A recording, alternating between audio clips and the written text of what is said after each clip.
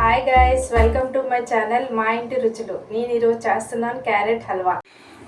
Carrot halwa కావాల్సిన వస్తువులు: carrot, పంచదార, పాలు, మిల్క్ మేడ్, జీడిపప్పు, బాదం పప్పు, యాలకులు. క్యారెట్స్ని కట్ చేసుకొని గ్రేటర్ సాయంతో మనం తురుముకోవాలి. ఇది క్యారెట్ తురుము. కళాయిలో నెయ్యి వేసుకొని జీడిపప్పు, బాదం పప్పు మనం వేయించుకోవాలి.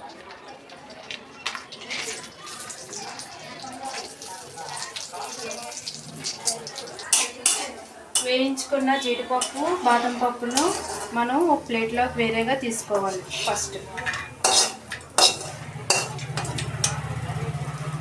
అదే కళాయిలో మనం కొంచెం నెయ్యి వేసి క్యారెట్ తురుముని నేతిలో వేయించుకోవాలి.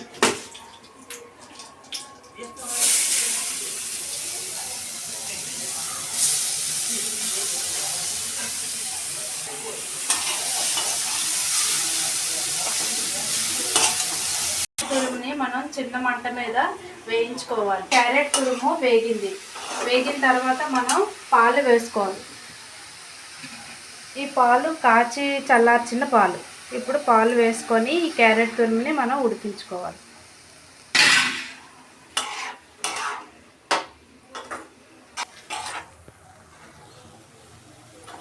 పాలు వేసాం కనుక ఇప్పుడు మనం మూత పెట్టి 2 నిమిషాలు ఉడకనిద్దాం క్యారెట్ తురుముని. 2 నిమిషాలు అయిన తర్వాత మనం మూత తీసి చూద్దాం క్యారెట్ తురుము ఉడికిందా లేదా అనేసి. చూడండి, క్యారెట్ తురుము ఉడికి వచ్చేసింది. ఇంకొంచెం దగ్గరగా అవ్వాలి. క్యారెట్ తురుము ఈ కప్పుతో నాకు 2 కప్పులు క్యారెట్ తురుము వచ్చింది. 2 కప్పులు క్యారెట్ తురుముకి మనం 1 కప్పు పంచదార వేస్తున్నాం. ఇప్పుడు పంచదార వేసాం కాబట్టి మళ్ళీ ఒకసారి కలుపుకుందాం.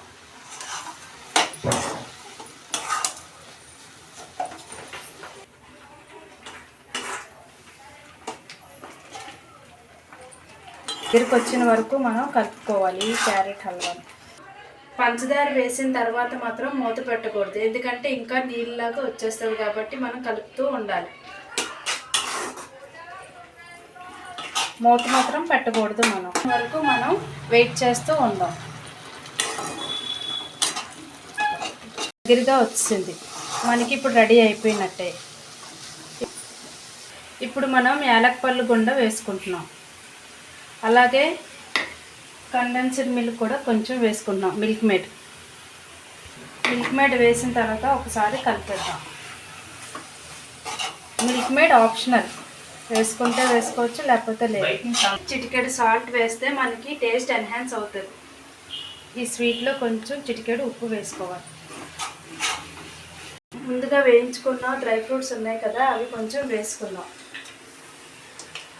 ఇవి గార్నిష్ కోసం కొంచెం ఉంచుకుంటున్నాం. ఇవి కొంచెం వేసుకుందాం. వేసుకున్న తర్వాత ఒకసారి బాగా కలుపుకుందాం. Carrot halwa ready. ఇప్పుడు మనం సర్వింగ్ బౌల్లోకి తీసుకుందాం. రుచికరమైన క్యారెట్ హల్వా రెడీ. ఈ వీడియో కనుక నచ్చినట్లయితే లైక్ చేయండి, షేర్ చేయండి, సబ్స్క్రైబ్ చేయండి. Thank you for watching.